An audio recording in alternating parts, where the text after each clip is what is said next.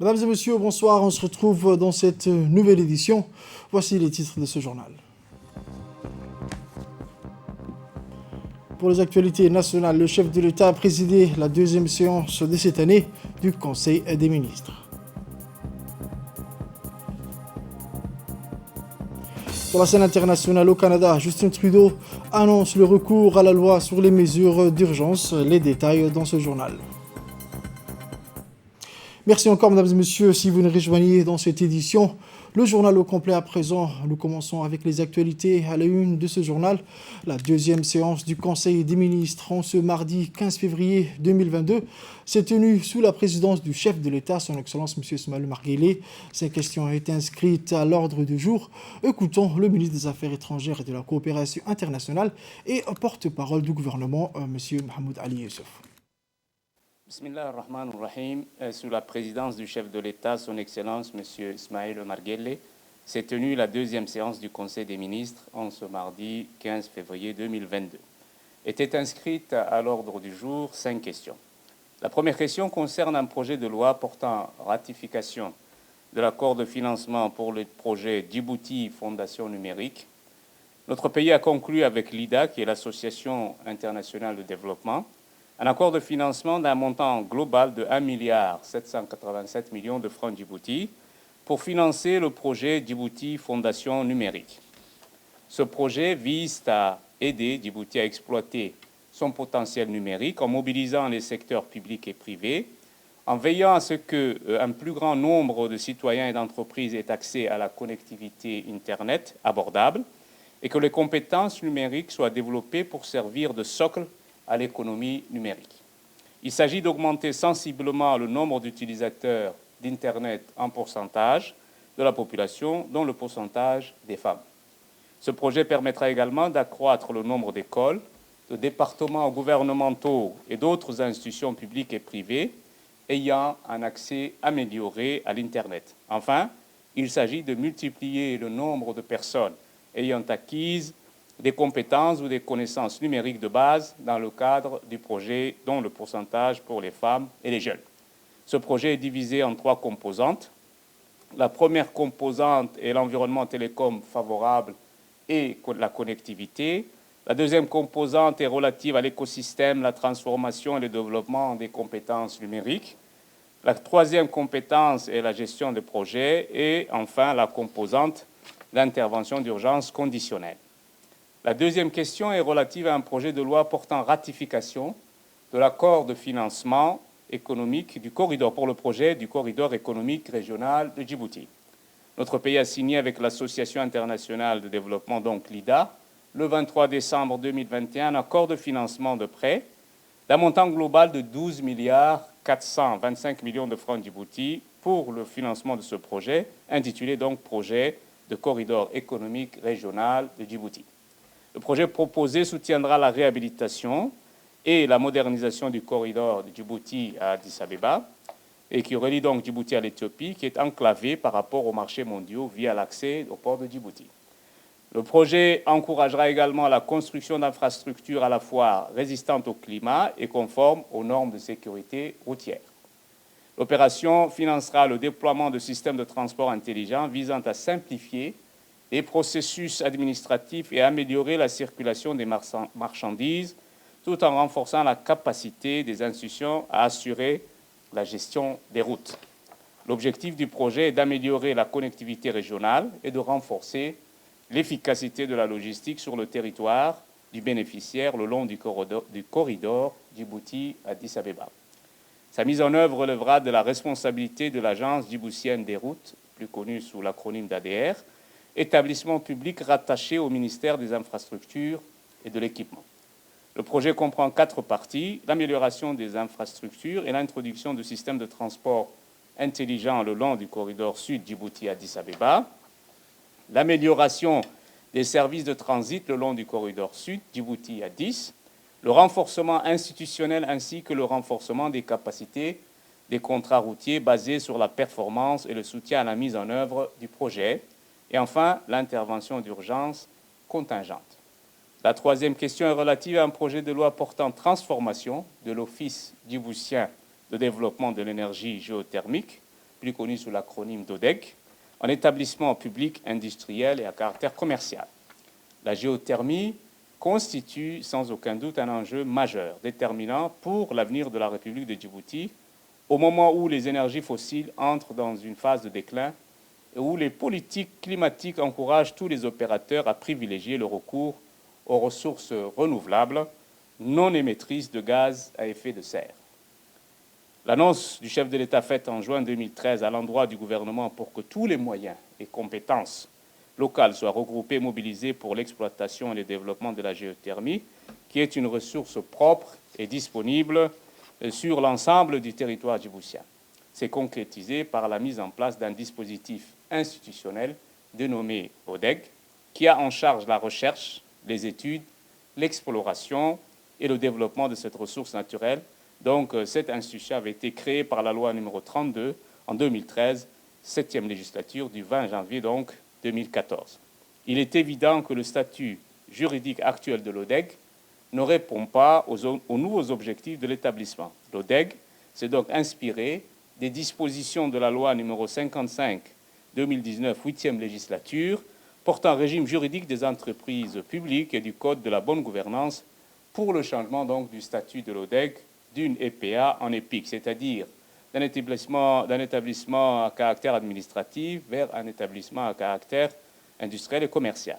Suite au changement du statut, l'ODEG aura pour objet principal l'identification de divers types de ressources géothermiques du pays à travers les études de reconnaissance, la réalisation des études de préfaisabilité pour mettre en évidence la ressource, la réalisation des études de faisabilité afin de confirmer la ressource par des forages d'exploration, la réalisation des forages de production pour la production de la vapeur ou du fluide chaud, l'identification des partenaires susceptibles de participer au programme géothermique dans toutes ses composantes, la faisabilité, la production et l'installation de la centrale, enfin la valorisation secondaire de la phase mixte de la géothermie par donc la coproduction des produits dérivés tels que l'hydrogène, l'hélium ou le lithium. Cette nouvelle loi portant transformation de l'établissement public industriel et commercial dénommé ODEG en EPIC est composée de 18 articles. La nouvelle entité respecte et est conforme aux dispositions de la loi numéro 55 de l'an 2019 de la 8e législature portant régime juridique des entreprises publiques. Lors du Conseil des ministres, un projet de loi portant transformation de l'Office djiboutien de développement de l'énergie géothermique, qui est ODEC, en établissement public, industriel et commercial a été examiné et approuvé.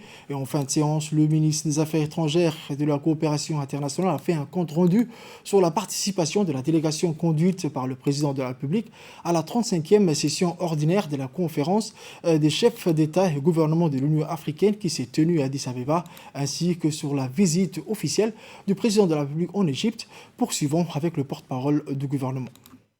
La quatrième question est relative à un projet de décret pris pour l'application de la loi numéro 74, année 2020, 8e législature, portant création de l'autorité de régulation multisectorielle de Djibouti.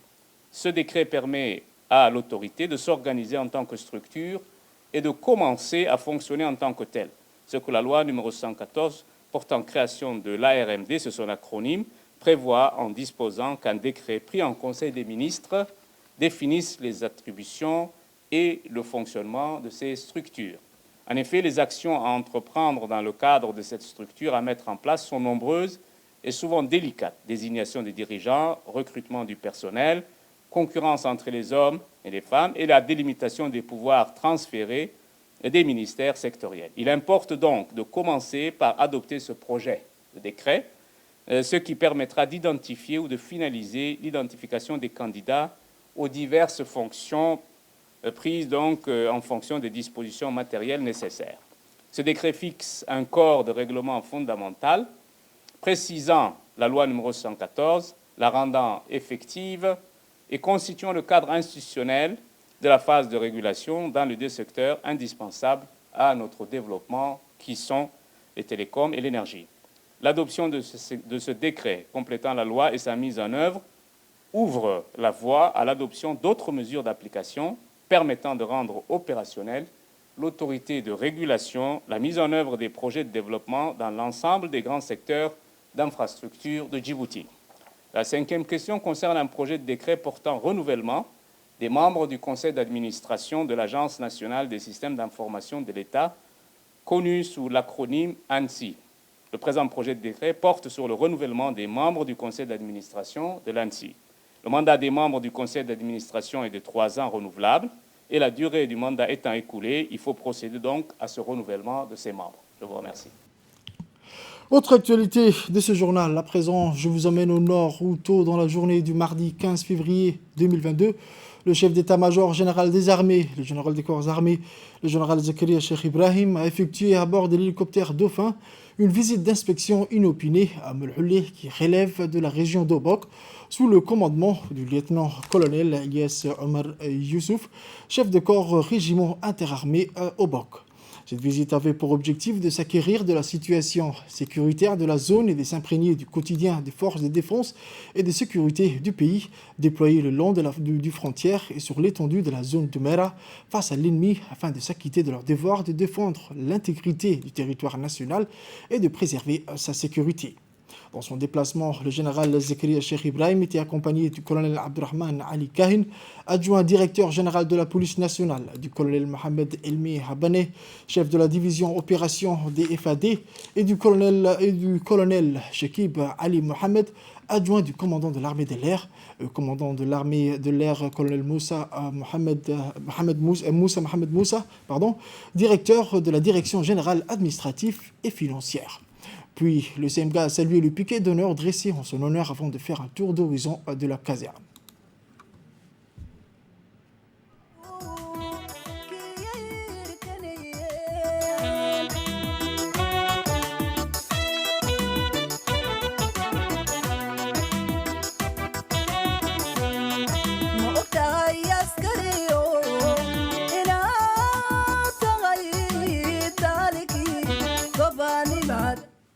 Le général Zakaria Cheikh Ibrahim s'est entretenu avec les militaires et les chefs du corps pour s'acquérir de la situation sécuritaire de la région et avoir un point de situation actualisé.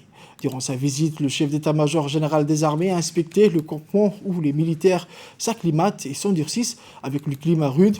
Par la suite, le CMK s'est félicité de l'opérationnalité de cette campagne stationnée dans la zone d'Oumera.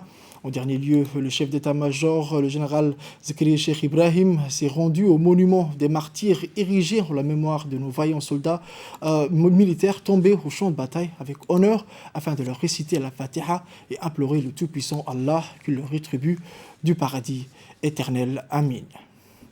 Toujours dans l'actualité nationale, AK Event a organisé samedi matin un jeu de piste pour des jeunes dans les rues de Djibouti. Ce jeu de piste parrainé par la ministre de la Ville, Mme Amina Abdi Aden, et d'autres cadres de l'administration djiboutienne.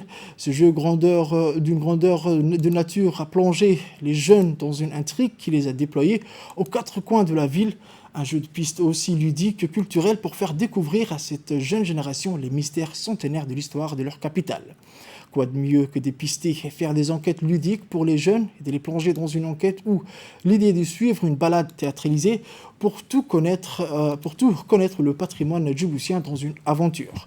Un objectif, c'est celui de faire découvrir le patrimoine de notre pays, inciter ces jeunes à revisiter. Ainsi, pour ce faire, une 50aine de jeunes séparés en plusieurs groupes ont sillonné durant plus de 2 heures à une enquête au thème insolite et original qui a combiné visite et défis collectifs pour découvrir Djibouti-Ville en s'amusant. Une fois terminés, les élèves ont été séduits par la richesse patrimoniale locale et ont remercié les organisateurs et parents qui ont été présents du début jusqu'à la fin. C'est ce mardi 15 février qui s'est tenu au Centre de leadership et de l'entrepreneuriat une cérémonie de remise de certificats à des entrepreneurs en exercice qui ont été formés par le Centre Clé. Ces entrepreneurs ont été au préalable formalisés par l'Office djiboutien de la protection industrielle et commerciale dans le cadre du projet cadre intérêt renforcé, le CIR.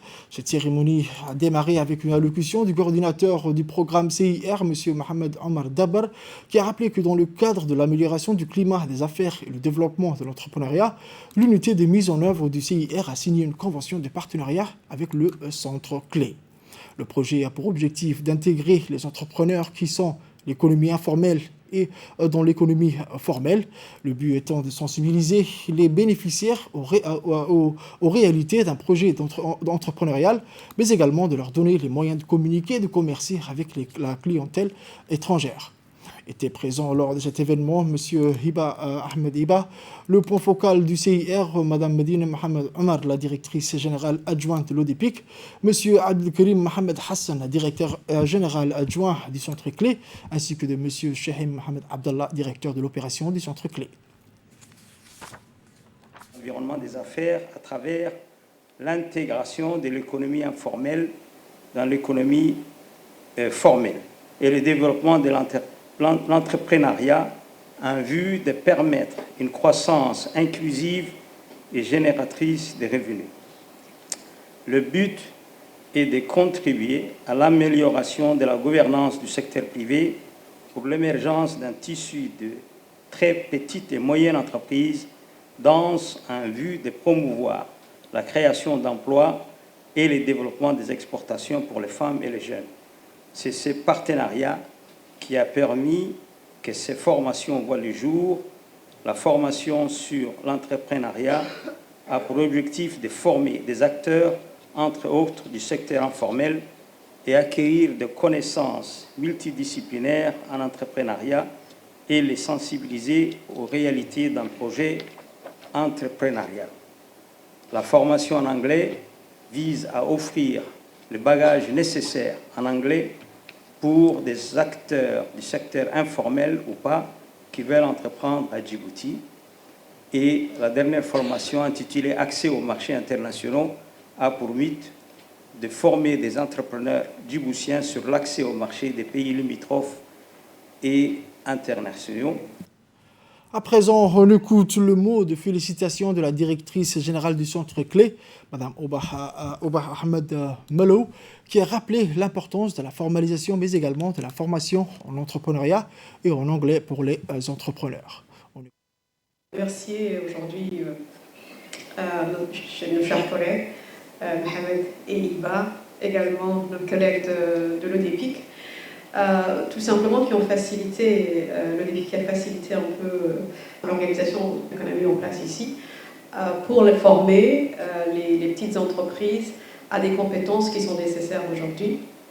J'aimerais remercier également Monsieur le point focal et le coordinateur pour nous avoir associés à ce projet, parce que je pense que c'est en travaillant ensemble qu'on peut pouvoir servir correctement les bénéficiaires et nos compatriotes. Donc je dirais aussi bravo à vous tous, ceux qui ont participé, parce que ça n'a pas été facile de revenir les semaines, je veux dire les samedis, parce qu'on est en week-end, donc je vous dis bravo pour ceux qui y ont participé. J'aimerais que vous continuiez dans ce sens s'il y a d'autres formations et que vous puissiez participer. Et dans notre magazine de ce soir, nous allons à Obok, plus précisément dans la localité de Bissidirou, où des stations de pompage en eau ont été installées pour permettre à la région de Obok de faire face significativement à la pénurie de cette denrée jusqu'à là très rare. Un projet phare qui a coûté 11 millions de dollars où les travaux ont commencé en octobre 2020 à Mag de la rédaction.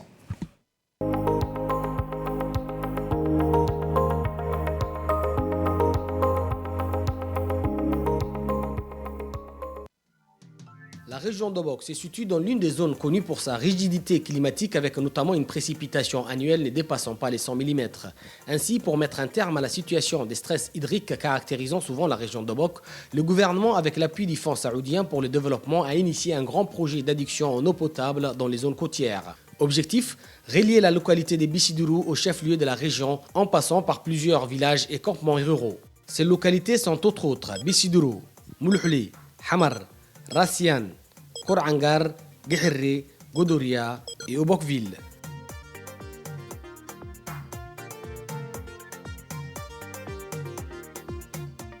C'est en octobre 2020 que le Premier ministre Abdelkader Kamel Mohamed a lancé les travaux de ces projets phares qui a coûté 11 millions de dollars.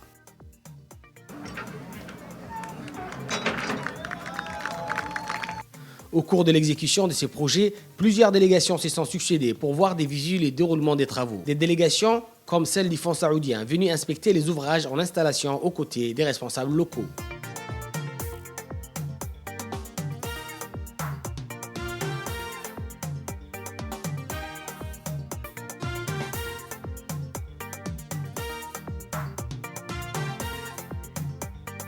Tout commence ici, à Bissidiro, source de l'alimentation en eau, où des stations de pompage ont été installées pour permettre à la région d'Obok de faire face significativement à la pénurie de cette denrée jusqu'à là très rare.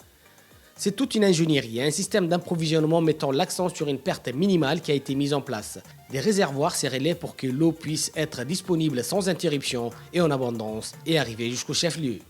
This project water supply from Bisturo to Obok is nearly the 100 kilometer. This project takes nearly 1 year.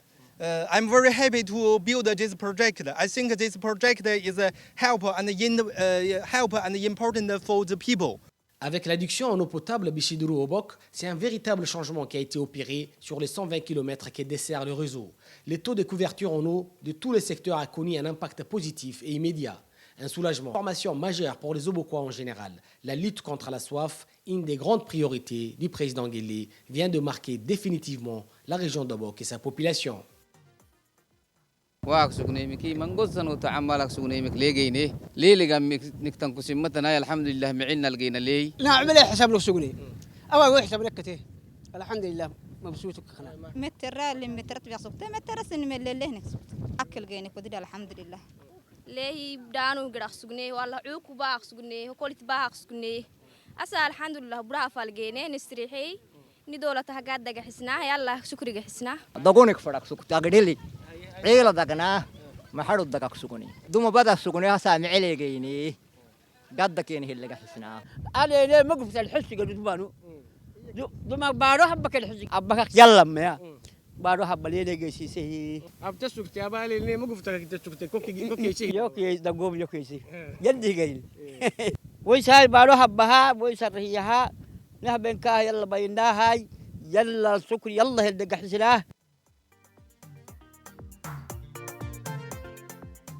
La pénurie d'eau touchait aussi les cheptels. En période de sécheresse ou tout simplement de grande chaleur, où les puits s'épuisent, beaucoup des Obokois en milieu rural ont perdu une partie de leurs cheptels. Les différents réservoirs installés le long du littoral vont inverser cette situation.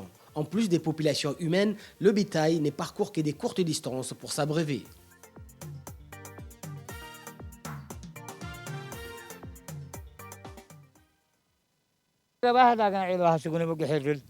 دوبيا قبها دقاق سكني نيسي نيسي ها أفاني يوعد قادي تقرأ أنا الذين هيا سكنن مسعي كادو أركك لكم سجناي يا دقول الوقتني هي إنكس لحرقكم سجناي دام السجيني.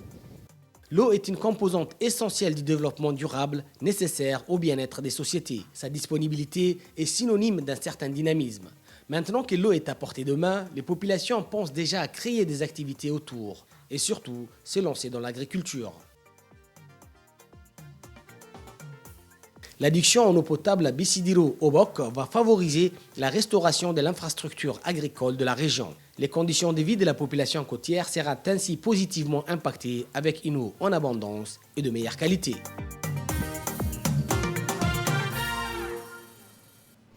Toujours au nord, mais sport à présent. Hier lundi, le terrain de football de l'armée situé en face de la caserne militaire a été assailli par une foule de jeunes venus assister à l'ouverture du championnat de football de Hayou. L'événement préparé par le président de la Ligue régionale de football d'Obok, M. Hussein Ali, et les membres de son comité a été couronné de succès. Au programme, il y avait des danses traditionnelles, les défilés des équipes engagées dans ces championnats et un match époustouflant qui a opposé le club de la cité de Pnud et à l'équipe de Fantahiru. En introduction de la cérémonie, l'hymne national a été chanté par les équipes, les officiels ainsi que le public. Ensuite, le coup d'envoi du championnat de la Ligue d'Obok a été lancé conjointement par le président de la FDF par intérim et vice-président Le président du conseil régional d'Obok, M. Mohamed Humed, et le représentant du préfet d'Obok, M. Mohamed Hassan, le président de la Ligue régionale de football d'Obok, M. Hussein Ali, ainsi que par Saïd Bouha, président de la Ligue régionale de football de Tadjoura. À l'instar de la capitale et des régions de l'intérieur, le football est l'unique sport à faire vibrer les Obokois et qui mobilise une foule de jeunes et d'adultes à chaque rencontre.